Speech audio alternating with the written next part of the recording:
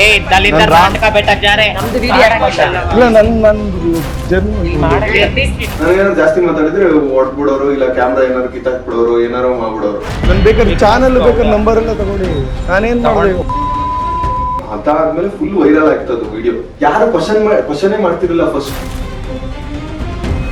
ನಾನು ಕೂಡ ಒಳ್ಳೆ ಯೂಟ್ಯೂಬರ್ ಆಗ್ಬೇಕು ಅಂತೆಲ್ಲ ಅನ್ಕೊಂತಿರ್ತಲ್ಲ, ಅವ್ರಿಗೇನಾದ್ರು ಸಜೆಷನ್ ಕೊಡ್ಬೋದಾ? ಯೂಟ್ಯೂಬ್ ಅಂತಂದ್ರೆ ದುಡ್ಗೋಸ್ಕರ ಯೂಟ್ಯೂಬ್ ಇಂದ ದುಡಿಯೋಣ ಅಂತ ಬರ್ತಾರೆ. ದುಡ್ಡು ಬರುತ್ತೆ, ನೀವು ಪ್ಯಾಷನ್ ಇಂದ ಮಾಡ್ಬೇಕು. ನಂದು ಮಾನಿಟೈಸ್ ಆಗಿದ್ದೆ 10 months ಆದ್ಮೇಲೆ. ನನ್ ಫಸ್ಟ್ ವಿಡಿಯೋ 100K ಹೊಡಿದ್ದು RCB. ಅಂದ್ರೆ ಇದೊಂದು ದೊಡ್ಡ ಸ್ಕ್ಯಾಮ್ ಐತೆ. RCB ಮ್ಯಾಚ್ಗೆ ಸ್ಟೇಡಿಯಂ ಅಲ್ಲಿ ಕರೆಕ್ಟ್ ಟಿಕೆಟ್ ಕೊಡಲ್ಲ. ಅಂದ್ರೆ ಸ್ಟಾರ್ಟಿಂಗ್ ಹೆವಿ ಕಷ್ಟ ಆಯ್ತು. ಅಲ್ಲಿ ಯಾವಾಗಾದ್ರೂ ಅನ್ಸ್ತಾ ಅಯ್ಯೋ ಬೇಡಪ್ಪ ಇದು ಆಗೋದಿಲ್ಲ ಬಿಟ್ಬಿಡೋಣ ಅಂತ? ಫಸ್ಟ್ ಗೋಪುರ ತಗೊಂಡಿದ್ದು ನಾನು ಸ್ಕಾಲರ್ಶಿಪ್ ದುಡ್ಡಲ್ಲಿ ಮತ್ತೆ ಡೆಲಿವರಿ ಕೆಲಸ ಮಾಡ್ಬಿಟ್ಟು ತಗೊಂಡಿದ್ದು. ಬಿಕಾಸ್ ಇವಾಗ ನೀವು ಒಂದು ಮಾಡ್ತೀರಾ ಮೆಜೆಸ್ಟಿಕ್ ಅಂಡರ್ ಪಾಸ್ ಅಲ್ಲಿ ಕೆಲವೊಂದು ಏನೇನೋ ತಪ್ಪುಗಳಾಗ್ತಿರತ್ತೆ, ಅದನ್ನ ತೋರಿಸುವಂತ ಕೆಲಸವನ್ನ ಮಾಡ್ತೀರಾ. ಆ ವಿಡಿಯೋ ಸಿಕ್ಕಾಪಟ್ಟೆ ವೈರಲ್ ಕೂಡ ಆಗತ್ತೆ. ಸೊ ಆ ಎಕ್ಸ್ಪೀರಿಯನ್ಸ್ ಹೆಂಗಿತ್ತು ಮತ್ತು ಆ ಥಾಟ್ ಯಾಕೆ ಬಂದಿತ್ತು? ಮ್ಯಾಮ್ ಇದನ್ನ ನಾನು ತುಂಬಾ ಡೀಟೇಲ್ ಆಗಿ ಕ್ಲೀನ್ ಆಗಿ ಹೇಳ್ತೀನಿ, ಅಂದ್ರೆ ಯೋಚನೆ ಮಾಡಿ. ಯಾಕಂತಂದ್ರೆ ನಾನು ಮೆಜೆಸ್ಟಿಕ್ ಅಲ್ಲಿ ಟ್ರೈನಲ್ಲಿ ಟ್ರಾವೆಲ್ ಮಾಡ್ತಿದ್ದೆ ಡಿಗ್ರಿ ಓದೋ ಟೈಮಲ್ಲಿ. ರಾಮನಗರದಿಂದ ಮೆಜೆಸ್ಟಿಕ್ ಬರ್ತಿದ್ದೆ. ಮೆಜೆಸ್ಟಿಕ್ ಅಲ್ಲಿ ಬಸ್ ಹತ್ತಿ ಮಾರತಳ್ಳಿಗೆ ಹೋಗ್ತಿದ್ದೆ.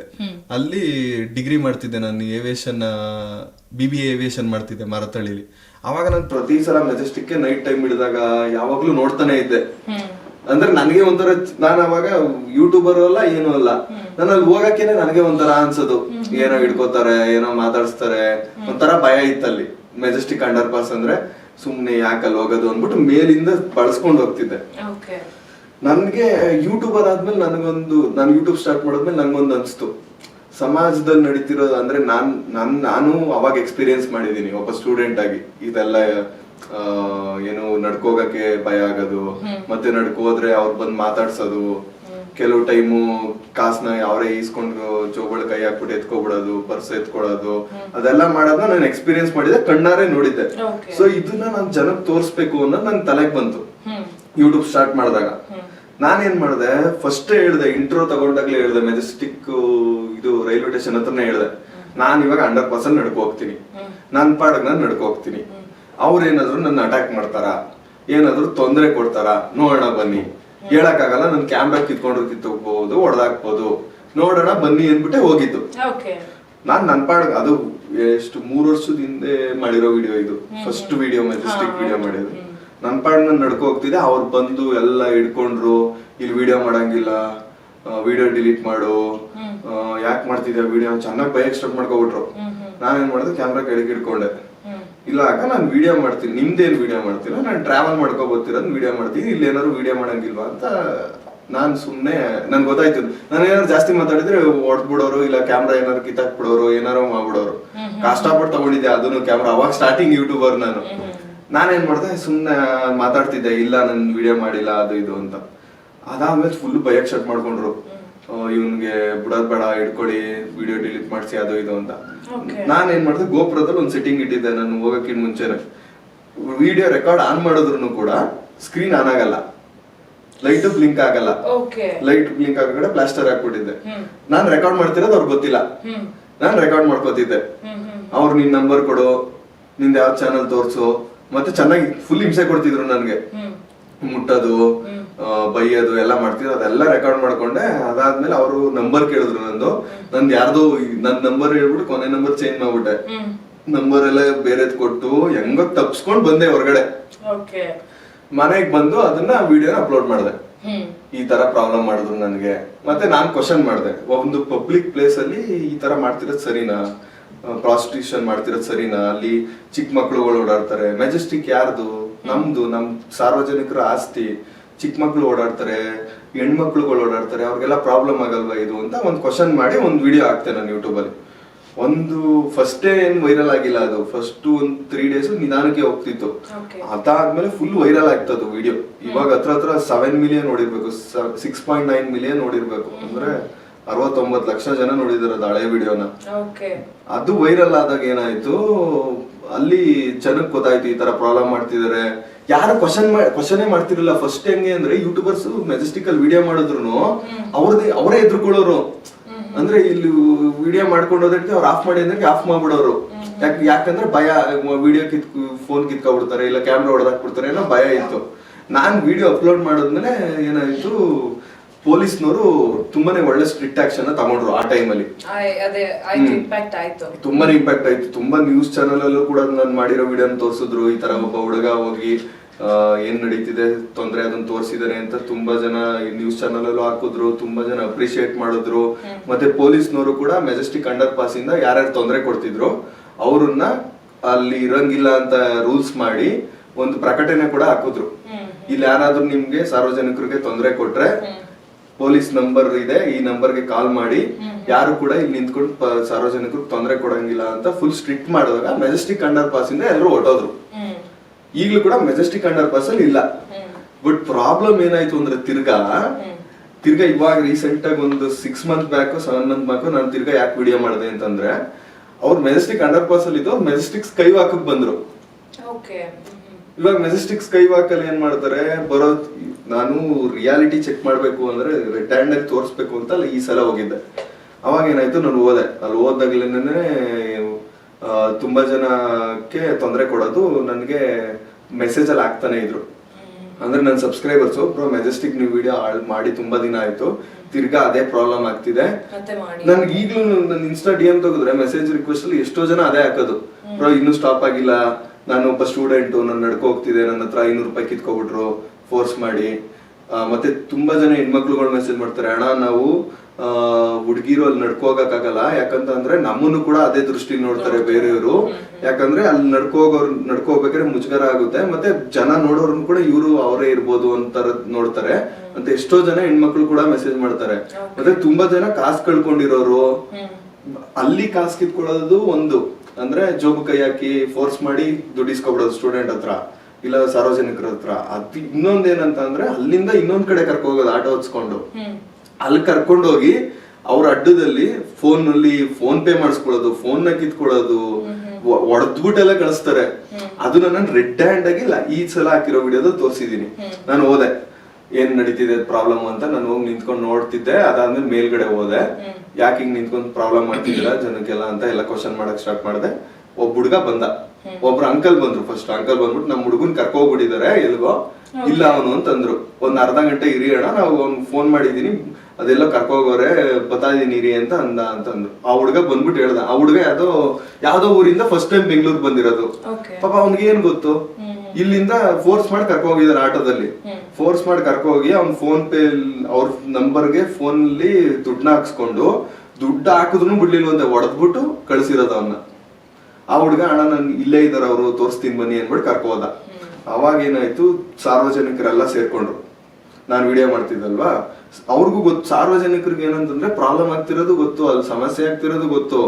ಅವ್ರಿಗೆ ಭಯ ಏನಾದ್ರು ಮಾಡ್ಬಿಡ್ತಾರೆ ಅಂತ, ಅದಕ್ಕೋಸ್ಕರ ಮಾತಾಡಲ್ಲ. ನಾನ್ ಯಾವಾಗ ಕ್ವಶನ್ ಕೇಳಿದೆ ಎಲ್ರು ಕೂಡ ಕ್ವಶನ್ ಕೇಳಕ್ ಸ್ಟಾರ್ಟ್ ಮಾಡಿದ್ರು. ಅವ್ರಿಗೆ ಗೊತ್ತಾಯ್ತು ಸಿಗಾಕೋತೀವಿ ನಾವು. ಆ ಹುಡುಗ ಬೇರೆ ಬಂದ್ ರೆಡ್ ಹ್ಯಾಂಡ್ ಆಗಿ ಸಿಗಾಕೊಂಡ್ರಲ್ಲ, ಅವರು ಓಡೋದ್ರು ಮೆಜೆಸ್ಟಿಕ್ ಇಂದ. ಅಂದ್ರೆ ತಿರ್ಗಾ ಬಂದಿ ಅಂದ್ರೆ ನಾನ್ ವಿಡಿಯೋ ಮಾಡಿದಾಗ ಓಡೋಗ್ತಾರೆ, ಮಾತಾಡಲ್ಲ, ರೆಸ್ಪಾನ್ಸ್ ಮಾಡಲ್ಲ. ಅದಾದ್ಮೇಲೆ ತಿರ್ಗಾ ನಾರ್ಮಲ್ ಆಗಿ ಹಂಗೆ ಅದೇ ಕತೆ ಮುಗಿಯದ ಕತೆ ತರ ಅದು. ಈಗ್ಲೂ ಕೂಡ ಇದೆ. ಈಗ್ಲೂ ನನ್ಗೆ ಎಷ್ಟೊಂದ್ ಜನ ಮೆಸೇಜ್ ಮಾಡ್ತಾರೆ, ಅಣ್ಣ ತಿರ್ಗಾ ಮೆಜೆಸ್ಟಿಕ್ ವಿಡಿಯೋ ಮಾಡಿ. ನಾವ್ ಎಷ್ಟೇ ವಿಡಿಯೋ ಮಾಡಿದ್ರು ಕೂಡ ಯಾರು ಇದ್ರ ಬಗ್ಗೆ ರೆಸ್ಪಾನ್ಸಿಬಿಲಿಟಿ ತಗೋಬೇಕು, ಯಾರು ಸ್ಟ್ರಿಕ್ಟ್ ಆಕ್ಷನ್ ತಗೋಬೇಕು, ಅದ್ ತಗೊಳ್ಳೋವರೆಗೂ ಅದ್ ನಿಲ್ಲಲ್ಲ. ಮತ್ತೆ ವಿಡಿಯೋ ಏನಾದ್ರು ಮಾಡ್ಬೇಕು ಅನ್ಕೊಂಡಿದೀರಾ? ನೋಡೋಣ. ನನಗೆ ಲೀಗಲ್ ನೋಟಿಸ್ ಕಳಿಸಿದ್ರು ಅವರು.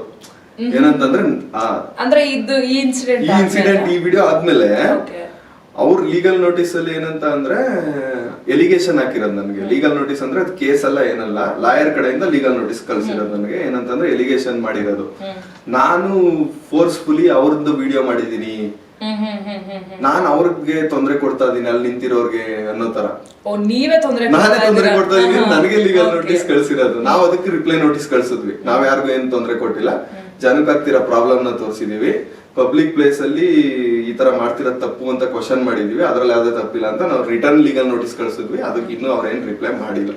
ಅವ್ರದ್ದು ಏನಂತಂದ್ರೆ ಒಟ್ನಲ್ಲಿ ಇವ್ನಿಗೆ ಎದುರಿಸ್ಬಿಡ್ಬೇಕು, ಒಂದ್ ಲೀಗಲ್ ನೋಟಿಸ್ ಕಳ್ಸ್ಬೋಣ, ಎದ್ರಕೋತಾನೆ, ವಿಡಿಯೋ ಮಾಡಲ್ಲ, ಇದ್ರ ಬಗ್ಗೆ ಎಲ್ಲೂ ಮಾತಾಡಲ್ಲ, ಎದ್ರಕೋಬಿಡ್ಲಿ ಅನ್ನೋಕೋಸ್ಕರ ಹಂಗ್ ಕಳ್ಸಿದ್ರು. ನಾನು ಎದ್ರೋ ಮಗನೇ ಅಲ್ಲ, ತಪ್ಪಿದ್ರೆ ತಪ್ಪು ಅಂತಾನೆ ಹೇಳ್ತೀನಿ. ನನ್ ತಪ್ಪಿದ್ರೆ ನಾನು ತಪ್ಪು ಅಂತ ಒಪ್ಕೊಬಿಡ್ತೀನಿ. ಬೇರೆಯವ್ರ ತಪ್ಪಿದ್ರೆ ಎಂತ ಟೈಮ್ ಆದ್ರೂ ಕೂಡ ತಪ್ಪು ಅಂತಾನೆ ಹೇಳ್ತೀನಿ.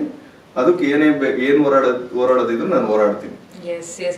ವಿಕಾಸ್, ಏನು ಈ ಕಂಟೆಂಟ್ ಜರ್ನಿ ಹೇಗೆ ಸ್ಟಾರ್ಟ್ ಆಗಿದ್ದು? ನಾನು ಕಂಟೆಂಟ್ ಕ್ರಿಯೇಟರ್ ಆಗಬೇಕು, ಇನ್ಫ್ಲುಯೆನ್ಸರ್ ಆಗಬೇಕು ಅಂತ. ಅಂಡ್ ನಮಗೆ ಗೊತ್ತು ನೀವು MBA ಕೂಡ ಮಾಡಿದ್ರಿ, ಅದಾದ ನಂತರ IT-BT ಎಲ್ಲೋ ಕೆಲ್ಸಕ್ಕೆ ಹೋಗದೆ ಈ ತರ ಈ ಯೂಟ್ಯೂಬ್ ಎಲ್ಲ ಮಾಡ್ಬೇಕು ಅಂತ ಹೇಗೆ ಸ್ಟಾರ್ಟ್ ಆಗಿತ್ತು ಆ ಜರ್ನಿ? ಮ್ಯಾಮ್ ಅಂದ್ರೆ ನಂದು ಫ್ರೆಂಡು ಫಸ್ಟ್ ಯೂಟ್ಯೂಬ್ ಮಾಡ್ಬೇಕು ಅಂತ ಒಂದ್ ತಲೆಯಲ್ಲಿ ಬಂತು. ಒಂದ್ಸಲ ಏನಾಯ್ತು, ನನ್ನ ಫ್ರೆಂಡ್ ಒಂದು ಫೋಕಸ್ ಅಂತ ಯಾವ್ದೋ ಒಂದು ಹಳೆ ಕ್ಯಾಮ್ರಾ ಇತ್ತು. ಅವನ್ಗೆ ಅವ್ರ ಭಾವ ಏನೋ ಕೊಟ್ಟಿದ್ರು. ಯಾವ್ದೋ ಟ್ರಾವೆಲ್ ಮಾಡ್ಬೇಕಾದ್ರೆ ಸುಮ್ನೆ ನೋಡಿದ್ದೆ ನಾನು, ಅದನ್ನ ಕೊಡು, ನಾನು ಒಂದು ವಿಡಿಯೋ ಯೂಟ್ಯೂಬ್ ಮಾಡ್ತೀನಿ ಅಂದ್ಬಿಟ್ಟು ಸುಮ್ನೆ ಇಸ್ಕೊಂಡ್ವಿ. ನಾನು ನನ್ನ ಫ್ರೆಂಡ್ ಏನ್ ಮಾಡಿದ್ವಿ, ಮನೆ ಹತ್ರ ನಮ್ಮ ಮನೆ ಪಕ್ಕ ಒಂದು ಫಾಲ್ಸ್ ಇತ್ತು. ಚಿಕ್ಕ ವಯಸ್ಸಿಂದ ನೋಡಿದ್ವಿ, ಅಂದ್ರೆ ಮಳೆಗಾಲದಲ್ಲಿ ಮಾತ್ರ ನೀರ ಹರಿಯುತ್ತಲ್ಲಿ. ನಾವು ಫಸ್ಟ್ ವಿಡಿಯೋ ಅದೇ ಮಾಡಿದ್ದು. ನಮ್ಮ ಮನೆ ಹತ್ರ ಇರೋ ಫಾಲ್ಸ್ ತೋರಿಸ್ತೀನಿ ಅಂದ್ಬಿಟ್ಟು ಗಾಡಿ ನಾನು ಅವನು ಹೋಗಿ ವಿಡಿಯೋ ಮಾಡಿದ್ವಿ. ಅದಾದ್ಮೇಲೆ ಪ್ರತಿ ವೀಕ್ ಇದೇ ತರ ಒಂದೊಂದು ವಿಡಿಯೋ ಮಾಡ್ತಿದ್ದೆ. ಅದಾದ್ಮೇಲೆ ಉಡುಪಿಗೆ ಹೋದೆ, ಟ್ರಾವೆಲ್ ವಿಡಿಯೋಸ್ ತರ ಮಾಡಿದೆ. ಆಮೇಲೆ ಉಡುಪಿ ಹತ್ರ ಒಂದು ಯಾವ್ದು ಹಿಡನ್ ಫಾಲ್ಸ್ ಇತ್ತು ಕಾಡೊಳಗಡೆ, ಅದನ್ನ ಹೋಗಿ ಮಾಡಿದೆ. ಟ್ರಾವೆಲ್ ವಿಡಿಯೋಸ್ ಮಾಡ್ತಿದ್ದೆ. ಅಂದ್ರೆ ಯೂಟ್ಯೂಬರ್ ಆಗ್ಬೇಕು ಅನ್ನೋದಿತ್ತು, ಏನ್ ಮಾಡೋದು ಅಂತ ಗೊತ್ತಾಗ್ತಿರ್ಲಿಲ್ಲ ನನಗೆ. ಟ್ರಾವೆಲ್ ವಿಡಿಯೋಸ್ ವರ್ಕ್ ಆಗ್ಲಿಲ್ಲ, ಏನೋ ನನಗೂ ಇಷ್ಟ ಆಗ್ತಿರ್ಲಿಲ್ಲ. ಏನು ನನಗೆ ಅನ್ಸ್ತು ಒಂದ್ ಪಾಯಿಂಟ್ ಅಲ್ಲಿ, ಇದನ್ನ ಜನ ಯಾಕೆ ನೋಡ್ಬೇಕು, ಇದ್ರಲ್ಲಿ ಏನೈತೆ ಅದನ್ನ ಅವರೇ ನೋಡಿರ್ತಾರೆ. ನಮ್ಮ ಮನೆ ಪಕ್ಕ ಇರೋ ವಾಟರ್ ಫಾಲ್ಸ್ ಉಡುಪಿ ನೋಡಿಲ್ವಾ ಜನ, ಎಷ್ಟೊಂದ್ ಜನ ಅದ್ ವಿಡಿಯೋ ಮಾಡ್ತಾರೆ, ನಾನು ಏನಾದ್ರು ಮಾಡ್ಬೇಕು ಅಂತ ಅನ್ಸ್ತು. ನಂಗೊಂದ್ ತಲೆಗೆ ಬಂತು, ₹1 1,000 ಮಾಡೋದು ಅಂತ, ₹1 1,000 ಮಾಡೋಣ ಅಂತ ತಲೆಗೆ ಬಂತು. ನಾನ್ ತಿರ್ಗಾ ಆ ಫಸ್ಟ್ ವಿಡಿಯೋ ಮೆಜೆಸ್ಟಿಕ್ ಹೋದೆ. ಮೆಜೆಸ್ಟಿಕ್ ಅಲ್ಲಿ ಅಂದ್ರೆ ಅಲ್ಲಿಗೆ ಹೋಗ್ಲಿಲ್ಲ, ಅಂಡರ್ ಪಾಸ್ ಕೈವಾಕೆಲ್ಲ ಹೋಗಿರ್ಲಿಲ್ಲ. ಆಗ ಮೆಜೆಸ್ಟಿಕ್ ಮೆಟ್ರೋ ಎಕ್ಸಿಟ್ ಅಲ್ಲಿ ಹೋದೆ. ಮೆಟ್ರೋ ಎಕ್ಸಿಟ್ ಅಲ್ಲಿ ನನ್ ತಲೆಯಲ್ಲಿ ಏನಿತ್ತು ಅಂತಂದ್ರೆ, ಒಬ್ರು ಅಜ್ಜಿನೋ ಯಾರೋ ಕೂತಿದ್ರು. ನನ್ ತಲೆಯಲ್ಲಿ ಏನಿತ್ತು ಅಂದ್ರೆ, ₹1 ಸ್ಟಾರ್ಟ್ ಮಾಡೋಣ, ₹1 ನಂದು, ಜನ ಎಷ್ಟು ಕೊಡ್ತಾರೋ ಅದ್ ನೀಸ್ಕೊಳ್ಳೋಣ. ₹1,000 ಮಾಡ್ಬೇಕು ನಾನು, ಎಷ್ಟೊತ್ತಾರು ಆಗ್ಲಿ. ₹1,000 ಮಾಡ್ಬಿಟ್ಟು ಅಜ್ಜಿ ಕೊಡೋಣ. ಯಾರೋ ಒಬ್ರು ಅಜ್ಜಿ ಕೂತಿದ್ರು, ಮಾಸ್ಕ್ ಮಾರೋರು. ಆ ಅಜ್ಜಿ ಕೊಡೋಣ, ಚೆನ್ನಾಗಿರುತ್ತಲ್ವಾ ಇದು ಅಂತ ನನ್ ತಲೆಗೆ ಬಂತು. ನಾನ್ ಸ್ಟಾರ್ಟ್ ಮಾಡ್ದೆ, ಹಿಂಗೆ ವಿಡಿಯೋ ಮಾಡ್ತಿದೀನಿ, ₹1 1,000 ಕನ್ವರ್ಟ್ ಮಾಡೋದು, ಅಜ್ಜಿಗೆ ಹೆಲ್ಪ್ ಮಾಡ್ತೀನಿ ಅಂತ ಎಲ್ಲ ಕೇಳಕ್ ಸ್ಟಾರ್ಟ್ ಮಾಡ್ದೆ. ಏನೋ ಒಂದ್ ಹೊಸ ಪ್ರಯತ್ನ ಮಾಡೋಣ ಅನ್ಬಿಟ್ಟು ಮಾಡಿದ್ದು. ಮಾಡ್ದೆ, ₹1,000 ಆಯ್ತು. ಸ್ವಲ್ಪ ಒಂದಷ್ಟು ಅವರ್ಸ್ ಅಂದ್ರೆ ಜನದ ಹತ್ರ ಈಸ್ಕೊತಿದ್ದೆ ನಾನು. ಎಷ್ಟೋ ಜನ ಕೊಡ್ತಿರ್ಲಿಲ್ಲ, ಒಂದ್ 10 ಜನ ಕೇಳಿದ್ರು ಒಬ್ರಾರು ಕೊಡೋರು. ಹಂಗೆ ಈಸ್ಕೊಂಡ್ ಒಂದ್ ₹1,000 ಮಾಡ್ದೆ. ₹1,000 ಮಾಡ್ಬಿಟ್ಟು ಅಜ್ಜಿಗೆ ₹500 ಕೊಟ್ಟೆ. ಇನ್ನೊಬ್ರು ಬಂದ್ ಕೂತ್ಕೊಂಡ್ರು, ಕಾಣ್ದಿರೋರು ಒಬ್ರು ತಾತನೋ ಯಾರೋ, ಅವ್ರಿಗೆ ₹500 ಕೊಟ್ಟೆ. ಆ ವಿಡಿಯೋನ ಎಡಿಟ್ ಮಾಡಿ ವಿಡಿಯೋ ಹಾಕ್ತೆ. ಒಂದು 5,000 ಹೊಡ್ತು. ಯಾವ ವಿಡಿಯೋನ ಅಷ್ಟು ಹೊಡೆ ಇರ್ಲಿಲ್ಲ, 5,000 ಹೊಡ್ತು. ಇದು ಚೆನ್ನಾಗಿ ಇಷ್ಟ ಆಯ್ತಲ್ಲ, ಬಟ್ ಚೆನ್ನಾಗಿ ನನಗೂ ಒಂಥರ ಇಂಟ್ರೆಸ್ಟಿಂಗ್ ಅನ್ಸ್ತು, ಚೆನ್ನಾಗೈತಲ್ವಾ ಇದು ಅಂತ ಚಾಲೆಂಜ್ ವಿಡಿಯೋಸ್ ಮಾಡೋಣ ಅಂತ ನಂಗೊಂದು ತಲೆಗೆ ಬಂತಾಗ. ಅಲ್ಲಿಂದ ಸ್ಟಾರ್ಟ್ ಆಗಿದೆ ಐಡಿಯಾ.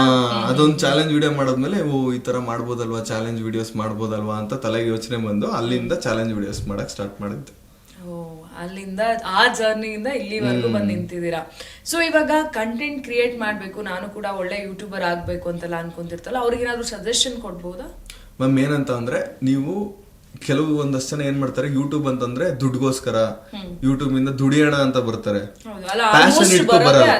ಪ್ಯಾಷನ್ ಇಟ್ಕೊ ಬರಲ್ಲ. ನಾನ್ ಹೇಳೋದೇನ್ ಗೊತ್ತಾ, ದುಡ್ಡು ಬರುತ್ತೆ, ನೀವು ಪ್ಯಾಷನ್ ಇಂದ ಮಾಡ್ಬೇಕು. ನೀವ್ ಯಾವ್ದೇ ಕೆಲಸ ಮಾಡಿದ್ರು ಅಷ್ಟೇ ಇಷ್ಟಪಟ್ಟು, ನಿಮ್ಗೆ ಅದ್ರ ಮೇಲೆ ಪ್ಯಾಷನ್ ಇರ್ಬೇಕು. ಈಗ ನಾನೇ ಫಸ್ಟೇ ಯೂಟ್ಯೂಬ್ ಅಲ್ಲಿ ದುಡ್ಡು ಮಾಡ್ಬೇಕು ಅಂತ ಬಂದಿದ್ರೆ ನನ್ನ ಕೈಲಿ ಯೂಟ್ಯೂಬರ್ ಆಗಕ್ಕೆ ಆಗ್ತಿರ್ಲಿಲ್ಲ. ನನ್ನ ಪ್ಯಾಷನ್ ಇಟ್ಕೊ ಬಂದಿದ್ಕೆ ನನ್ನ ಪ್ಯಾಷನ್ ನನಗೆ ದುಡ್ಡು ಕೊಡ್ತು, ಹೆಸರು ಕೊಡ್ತು. ಸೊ ನೀವು ಯೂಟ್ಯೂಬ್ ಸ್ಟಾರ್ಟ್ ಮಾಡ್ತೀರಾ ಅಂದ್ರೆ ಪ್ಯಾಷನ್ ಇಟ್ಕೊ ಬನ್ನಿ. ಯೂಟ್ಯೂಬ್ ಅಲ್ಲಿ ದುಡ್ಡು ಬರುತ್ತೆ, ಮಾಡ್ಬಿಡೋಣ, ಯೂಟ್ಯೂಬ್ ಮಾಡಿದ್ರೆ ದುಡ್ಡು ಮಾಡ್ಬಿಡ್ಬೋದು ಅಂತ ಬಂದ್ರೆ ಏನಿಲ್ಲ, 1 ತಿಂಗಳು ಮಾಡಲ್ಲ ಅವರು. ಹಬ್ಬ ಅಂದ್ರೆ 1 2 ರಿಂದ 3 ವಿಡಿಯೋ ಹಾಕ್ತಾರೆ, ಓಡ್ತಾನೆ ಇಲ್ಲ ಅಷ್ಟೇನಾ ನಿಲ್ಸ್ಬಿಡ್ತಾರೆ. ಪ್ಯಾಷನ್ ಇಟ್ಕೊ ಬಂದ್ರೆ ಎಷ್ಟೇ ಕಷ್ಟ ಆದ್ರೂ, ನಂದು ಯೂಟ್ಯೂಬ್ ಕರೆಕ್ಟಾಗಿ 9 ಮಂತ್ 10 ಮಂತ್ ಆದ್ಮೇಲೆ ಮಾನಿಟೈಸ್ ಆಗಿದ್ ನಂದು. ಅಲ್ಲಿವರೆಗೂ ನಂದು ಯಾವ ವಿಡಿಯೋಸ್ ಓಡಿಲ್ಲ. 5,000 ಓಡಿತ್ತು ಅಂದಲ್ಲ, 5,000 ಓಡಿದ್ರು ಮಾನಿಟೈಸ್ ಆಗಲ್ಲ. ನಂದೆಲ್ಲ ಓಡ್ತಿದ್ದೆ ಬರೀ 300 400 1,000 ಹಂಗೆ. ನಂದು ಮಾನಿಟೈಸ್ ಆಗಿದ್ದೆ 10 ಮಂತ್ಸ್ ಆದ್ಮೇಲೆ. ಎಷ್ಟೋ ಜನಕ್ಕೆ ಮೆಜೆಸ್ಟಿಕ್ ವಿಡಿಯೋ ವೈರಲ್ ಆದ್ಮೇಲೆ ಮಾನಿಟೈಸ್ ಆಯ್ತು ಅಂತ ಅನ್ಕೊಂಡಿದ್ದಾರೆ. ನನ್ ಫಸ್ಟ್ ವಿಡಿಯೋ 100K ಓಡಿದ್ದು RCB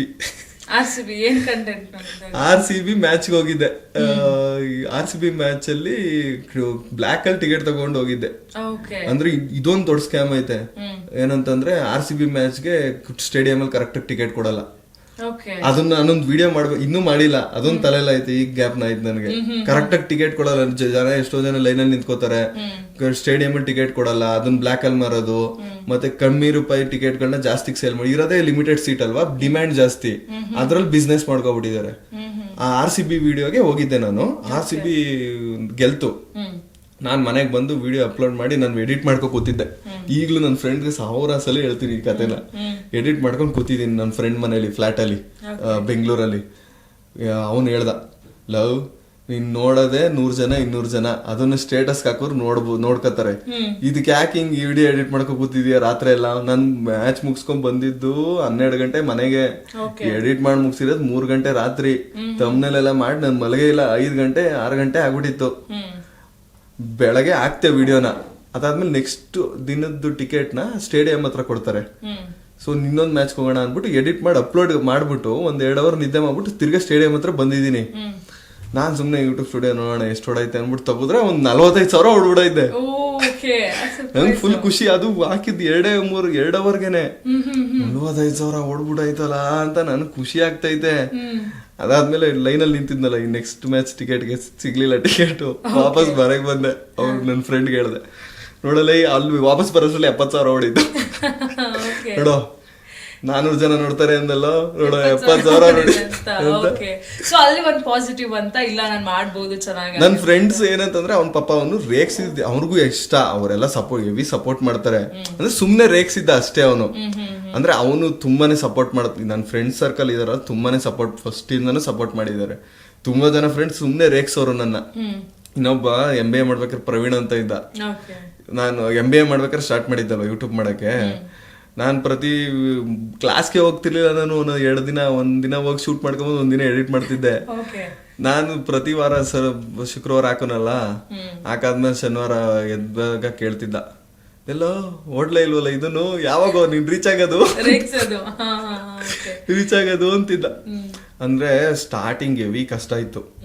ಅಂದ್ರೆ ನಾನು ಹಳೇದೊಂದು ಸ್ಯಾಮ್ಸಂಗ್ ಫೋನ್ ಇತ್ತು, ತಮ್ಮನೇಲಿ ಎಡಿಟ್ ಮಾಡ್ತಿದ್ದೆ ಫೋನಲ್ಲಿ. ನಾನು ಸ್ಕ್ರೀನ್ ಎಲ್ಲ ಹೊಡೆದೋಗಿತ್ತು, ಒಂಚೂರು ಟಚ್ ಮಾಡಿದ್ರೆ ಹ್ಯಾಂಗ್ ಆಗೋದು. 1-2-3 ಅವರ್ ತಮ್ಮನೇಲೆ ಎಡಿಟ್ ಮಾಡ್ತಿದ್ದೆ ನಾನು ಹಳೇ ಫೋನಲ್ಲಿ. ಸೊ ಅಲ್ಲಿಂದ ಇಲ್ಲಿವರೆಗೂ ಬಂದಿದ್ದೀರಾ. ಅಲ್ಲಿ ಯಾವಾಗಾದ್ರೂ ಅನ್ಸ್ತಾ ಅಯ್ಯೋ ಬೇಡಪ್ಪ ಇದು ಆಗೋದಿಲ್ಲ ಬಿಟ್ಬಿಡೋಣ ಅಂತ? ಇಲ್ಲ ಮ್ಯಾಮ್, ನನ್ಗೆ ಯಾವಾಗ್ಲೇನೆ ಡೌನ್ ಫಾಲ್ ಆಗುತ್ತೆ ಅಂತ ಅನ್ಸ್ದಾಗ, ಅಂದ್ರೆ ಇವಾಗ ಯಾವ್ದೋ ಒಂದ್ ವಿಡಿಯೋ ರೀಚ್ ಆಗಿಲ್ಲ ಅಂತಂದ್ರು ನಾನು ತಲೆನೇ ಕೆಡ್ಸ್ಕೊಳಲ್ಲ. ನಾನ್ ಎಫರ್ಟ್ಸ್ ಹಾಕಿ ವಿಡಿಯೋ ಮಾಡಿ ಹಾಕಿದೀನ, ಅದು ಒಂದಲ್ಲ ಒಂದಿನ ಓಡುತ್ತೆ ಅನ್ನೋದು ನನ್ನ ತಲೆಯಲ್ಲಿ. ಯಾಕಂದ್ರೆ ನನ್ಗೆ ಮೇನ್ ವಿಡಿಯೋ ಚೆನ್ನಾಗಿರ್ಬೇಕು. ಮತ್ತೆ ಇನ್ನೊಂದಷ್ಟು ಕೆಲವೊಂದಷ್ಟು ಇಶ್ಯೂ ಆದಾಗ್ಲೂ ಅಷ್ಟೇ, ಏನೋ ಒಂದು ಫೈನಾನ್ಷಿಯಲಿ ಪ್ರಾಬ್ಲಮ್ ಆದಾಗ್ಲೂ ಅಷ್ಟೇನೆ ನನ್ಗೆ ನಾನೇ ಸಪೋರ್ಟಿವ್ ಆಗಿ ಅಂದ್ರೆ ನನ್ನ ಮೈಂಡಲ್ಲಿ ನಾನೇ ಅನ್ಕೋತೀನಿ, ಎಂತೆಂತದೋ ನೋಡ್ಬಿಟ್ಟಿದೀನಿ, ನಾನು ಹಳೇದನ್ನ ನೆನ್ಸ್ಕೋತೀನಿ. ಅಂದ್ರೆ ಇವಾಗ ನನ್ನ ಹತ್ರ 2 ಐಫೋನ್ ಐತೆ, ಒಂದು 15 Pro Max 17 Pro Max, 2ರಲ್ಲೂ ತಗೊಂಡಿರೋದೇ YouTube ಮಾಡಕ್ಕೆ. ಅಂದ್ರೆ 17 Pro Max ಅಲ್ಲಿ ವಿಡಿಯೋ ಮಾಡೋದು, ಇದಕ್ಕೆ ಏರ್ ಡ್ರಾಪ್ ಮಾಡ್ಕೊಂಡು ಇದ್ರಲ್ಲಿ ಎಡಿಟ್ ಮಾಡ್ತೀನಿ ಫೋನಲ್ಲಿ ಡೈಲಿ ಲಾಗ್ಸ್ ನ. ಏನಂತಂದ್ರೆ 17 Pro Max ಗೆ ಸಿಮ್ಮೆ ಹಾಕಿಲ್ಲ ನಾನು, ಯೂಟ್ಯೂಬ್ ವಿಡಿಯೋ ಮಾಡಕ್ಕೆ ಅಂತ ಇಟ್ಕೊಬಿಟ್ಟಿದೀನಿ. ಸಿಮ್ ಹಾಕಿದ್ರೆ ಬ್ಯಾಟ್ರಿ ಎಲ್ಲಿ ತಗೋಬಿಡುತ್ತೆ ಅಂತ. ನನ್ನ ಹತ್ರ ಇವಾಗ 17 Pro Max ಐತೆ, ಬಟ್ ಒಂದ್ ಕಾಲದಲ್ಲಿ ನನ್ನ ಹತ್ರ ಫೋನೇ ಇರ್ಲಿಲ್ಲ, ಹೊಡೆದಾಗಿರೋ ಫೋನ್ ಇತ್ತು, ಸ್ಯಾಮ್ಸಂಗ್ ಫೋನು. ಅದನ್ನ ನೆನ್ಸ್ಕೋತೀನಿ ನಾನು. ಅಲ್ಲಿಂದ ಇಲ್ಲಿಗೆ ಬಂದಿದ್ದೀನಿ, ಇನ್ನೇನು ಆಯ್ತು ಬಿಡು, ಇರೋದೇ ಸಾಕು ಅನ್ನೋ ತರ ಒಂದು ಮೋಟಿವೇಶನ್ ಬಂದ್ಬಿಡುತ್ತೆ. ಮತ್ತೆ ಗೋಪ್ರೋ ತಗೊಂಡಾಗ್ಲೂ ಅಷ್ಟೇನೆ, ನನಗೆ ಫಸ್ಟ್ ವಿಡಿಯೋ ಮಾಡಕ್ ಒಂದು ಕ್ಯಾಮ್ರಾ ಬೇಕಿತ್ತು. ನನಗೆ ನಮ್ಮ ಮನೇಲಿ ಸ್ಕಾಲರ್ಶಿಪ್ ಬಂದಿಲ್ಲ ಅಂತ ಹೇಳ್ಬಿಟ್ಟು ನಂದು ಸ್ಕಾಲರ್ಶಿಪ್ ಬಂದಿತ್ತು. MBA ಮಾಡ್ಬೇಕಾದ್ರೆ ಒಂದು 30,000 ಸ್ಕಾಲರ್ಶಿಪ್ ದುಡ್ಡು. ಇನ್ನು 10,000 ಬೇಕಿತ್ತು, 40,000 ಏನೋ ಸಮಥಿಂಗ್ ಇತ್ತು ಅವಾಗ ಗೋಪ್ರೋ. ಇನ್ನು 10,000ಕ್ಕೆ ನನ್ನ ಫ್ರೆಂಡ್ ಗಾಡಿಲಿ ಝೊಮ್ಯಾಟೊ ಡೆಲಿವರಿ ಅದೆಲ್ಲ ಮಾಡಿ ದುಡ್ಡನ್ನ ಅರ್ನ್ ಮಾಡಿ ನಾನು ಗೋಪ್ರೋ ತಗೊಂಡಿದ್ದು, ಫಸ್ಟ್ ಗೋಪ್ರೋನ. ಅದೆಷ್ಟೋ ಜನಕ್ಕೆ ನನ್ಗೆ ಇವತ್ತೇ ಹೇಳಿದ್ದಾರೆ ಅನ್ಸುತ್ತೆ. ಫಸ್ಟ್ ಗೋಪ್ರೋ ತಗೊಂಡಿದ್ದು ನಾನು ಸ್ಕಾಲರ್ಶಿಪ್ ದುಡ್ಡಲ್ಲಿ, ಮತ್ತೆ ಡೆಲಿವರಿ ಕೆಲಸ ಮಾಡ್ಬಿಟ್ಟು ತಗೊಂಡಿದ್ದು. ಈಗ್ಲೂ ಐತೆ ನನ್ನ ಹತ್ರ ಗೋಪ್ರೋ. ಸೊ ಅಲ್ಲಿಂದಾನೇ ನಿಮ್ಗೆ ಜಾಸ್ತಿ ಇದು ನಾನು ಮಾಡ್ಬೇಕು ನನ್ಗೆ ಹೆವಿ, ನನ್ನ ಮೈಂಡ್ ಅಲ್ಲಿ ಹೆವಿ ಫಿಕ್ಸ್ ಆಗ್ಬಿಟ್ಟಿದ್ದೆ.